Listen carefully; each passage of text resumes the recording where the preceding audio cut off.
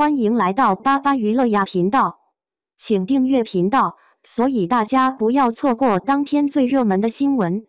我们今天的时事通讯包括以下内容：欢迎来到巴巴娱乐呀频道，请订阅频道，所以大家不要错过当天最热门的新闻。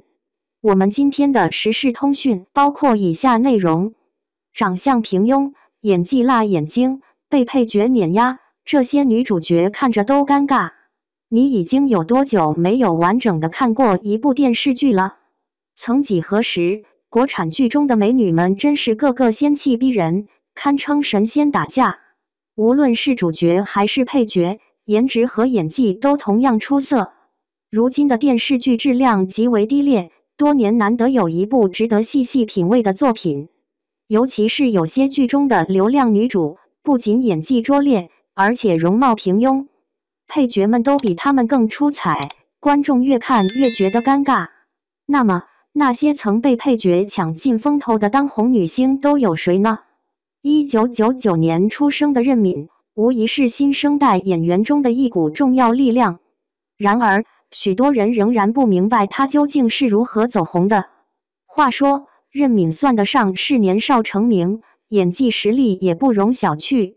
在从北五附中毕业后，任敏顺利考入了中央戏剧学院的表演系。在大二那年，由于她清冷的气质，她被选中出演《悲伤逆流成河》中的一摇一角。任敏凭借着与角色形象的高度契合，一出道便迅速打响了知名度。那一年，她年仅19岁，还未正式毕业便已经走红。结果不出所料，任敏一走出校园便片约不断。在《清平乐》中，她扮演了叛逆的公主赵徽柔。尽管只是一个配角，但她的表现仍然相当不错。此时任敏的古装造型不仅不丑，反而展现出了一种独特的灵气。她凭借这部剧获得了白玉兰最佳女配角的提名。然而，任敏却迅速陷入瓶颈，开始急速下滑。连续出演了2部令人失望的爱情烂片，她因此成为金扫帚奖最失望女演员的获得者。然而，翻车最为惨烈的非古装剧《玉骨遥》莫属。在这部剧中，她的造型可以说非常糟糕，演技更是令人失望，再次突破了人们对她的低评价。在筹备这部戏时，男主角肖战可是当时炙手可热的一线流量明星。即使任敏目前人气不高，她仍有可能因与肖战的合作而走红，从而实现口碑的逆转。没想到《玉骨遥》开播后，连粉丝们都不禁纷纷吐槽。尽管任敏在《清平乐》中表现尚可，但这次她却被评价为极其难看。《玉骨遥》是一部仙侠剧，但它却与仙气毫无关联，肿得像个发酵过度的馒头，特别是那段跳舞的戏，完全没有一点气质。有网友调侃，任敏在剧中的造型与王祖蓝有几分相似，并非想说王祖蓝不好，只是觉得她的颜值不太适合当女主。相比之下，王楚然无论是形象还是气质，都全面胜过任敏。尽管王楚然的个人评价不太理想，不得不承认她的外貌和气质确实很出众。特别是在《玉骨遥》这部剧中，她的美貌比任敏高出好几个层次。杨紫，脸动起来怎么这么僵？相比于任敏，杨紫的人气显然更胜一筹。这些年来，她积累了大批粉丝，人气始终居高不下。曾一度被认为是望男主的最佳女星，任何与她合作的男演员都能迅速走红。作为90后4小花旦之一，同时又是自幼涉足演艺圈的童星，杨紫的演技功力相当出色，令人赞赏。然而，她的颜值一直以来备受争议。宋丹丹曾经这样评价杨紫：她长得不漂亮，我觉得她不适合当演员。然而，杨紫并不相信这些，她硬是考上了北京电影学院，并成功进入了演艺圈。事实证明，她凭借《欢乐颂》再度崭露头角，向外界展示了自身的实力。一些眼尖的观众总觉得杨紫的脸似乎与过去有些不同。无论她如何变化，她的颜值总是容易被配角抢去风头。例如，在香蜜沉沉烬如霜中，观众普遍认为她的颜值不及陈钰琪所饰演的刘英高。沉香如屑也是如此，杨紫再次被女演员孟子义比了下去。她的脸部表情总是被观众吐槽，说一旦有动作就显得特别僵硬。孟子义不仅颜值出众，演技上也略显缺乏自然灵动的真实感。周冬雨颜值、演技忽高忽低，很难评。巧合的是，周冬雨和杨紫一样，自出道以来也一直饱受争议。不过，她的质疑声音比杨紫的还要更加尖锐。周冬雨能够考入北京电影学院，完全是因为她的狗屎运。2010年，张艺谋在筹备《山楂树之恋》时，最终选定周冬雨作为谋女郎，因此她没有参加那一年的高考，而是在国师的建议下，于次年选择报考了北电。尽管周冬雨的文化课成绩非常不理想，总分仅为285分，但她仍然成功被录取了。周冬雨刚刚出道时，经常因为颜值问题受到吐槽。有人说她的长相像极了小黄鸭，脸庞完全没有高级感。但在那个时期，周冬雨因其年轻的年纪而显得格外清纯和甜美。然而，随着年龄的增长，周冬雨逐渐显露出了她的真面目。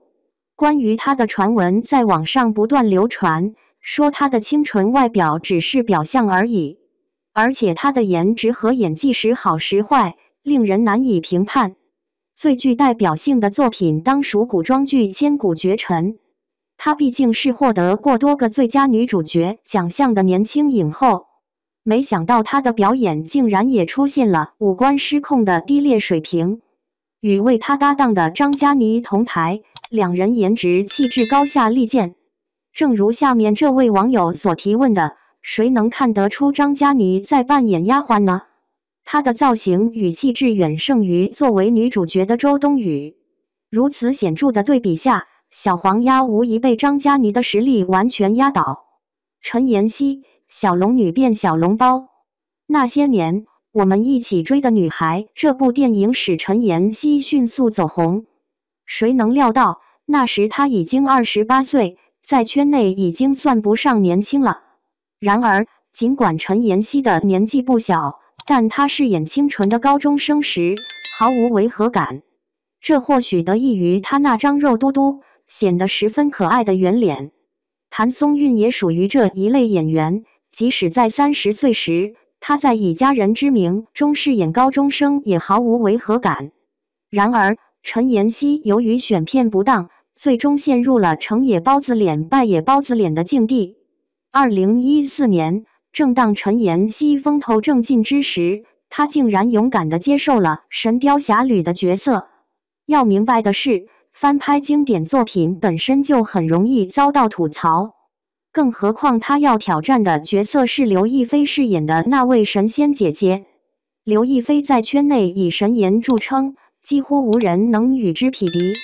果然不出所料，陈妍希饰演的小龙女遭到了大量的批评。她那圆润的脸蛋充满了可爱的气息，完全无法展现角色应有的冷峻感。而且在吊威亚和打斗场面中，她的身姿显得僵硬，腰背都没法挺直，完全看不出美女功夫高手的风采。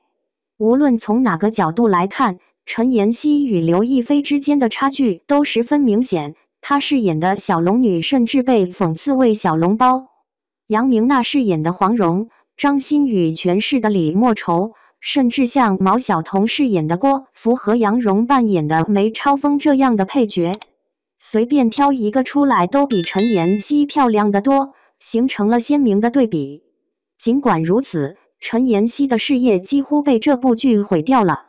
然而，她最大的收获莫过于在剧中与男主陈晓迸发出了爱情的火花。两人恋爱1年后步入婚姻，随即在第2年迎来了孩子，曾一度令周围人艳羡不已。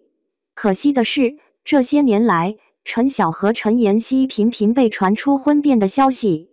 尽管夫妻二人从未对外回应过此事，但似乎并未受到谣言的影响。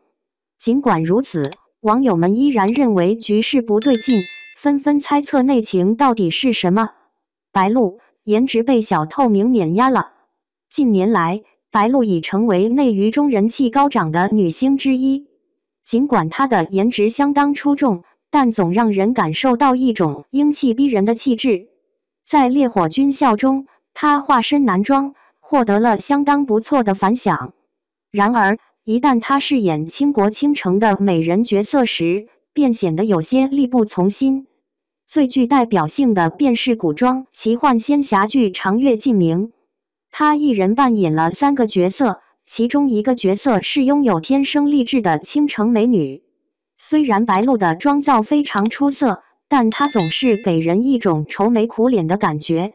不得不承认，她虽称不上丑，但要说是大美女，似乎还稍有不足。为了在镜头前更好地展现美感，白鹿已经瘦得像一根麻杆了。